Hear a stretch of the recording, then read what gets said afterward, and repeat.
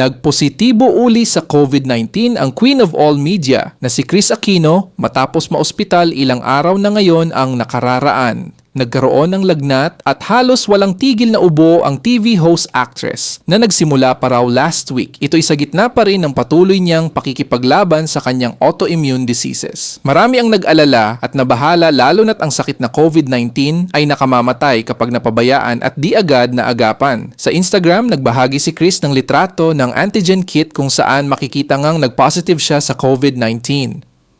I've been sick from the time I got out of the hospital early Sunday. Kuya Josh on Monday started to cough and squeeze last night.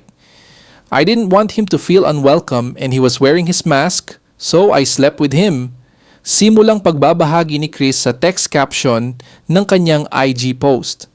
Ayon pa kay Kris, nagsimula uli siyang makaramdam ng panghihina isang araw matapos siyang mag-take ng methotrexate injectable chemotherapy at sinundan na nga ng pagkakaroon niya ng lagnat. I checked on my friend JC Buendia and he had mentioned having been tested for COVID-19 during his recent hospitalization. Say pa ni Kris na ang tinutukoy ay ang kaibigan niyang fashion designer. Kasunod nito, nag-antigen test din siya at nag-positive nga sa naturang sakit. I said sleeping is a lost luxury because of my never-ending fits of evening coughing. Aniya pa. Makikita naman sa isa pang litrato na ipinost niya sa IG ang pagtuturok sa kanya ng isang medical staff bilang bahagi ng kanyang medication habang nakahiga siya sa kama. Ginamit ni Kris bilang background music sa naturang post ang kanta ni Justin Bieber na Never Say Never. Nais lamang ipabatid ng aktres sa lahat ng kanyang fans na hindi pa rin siya susuko sa mga pinagdaraan ng pagsubok. Agad naman bumuhos ng panalangin mula sa mga fans at kaibigan para sa agarang pagaling ng Queen of All Media na si Kris Aquino.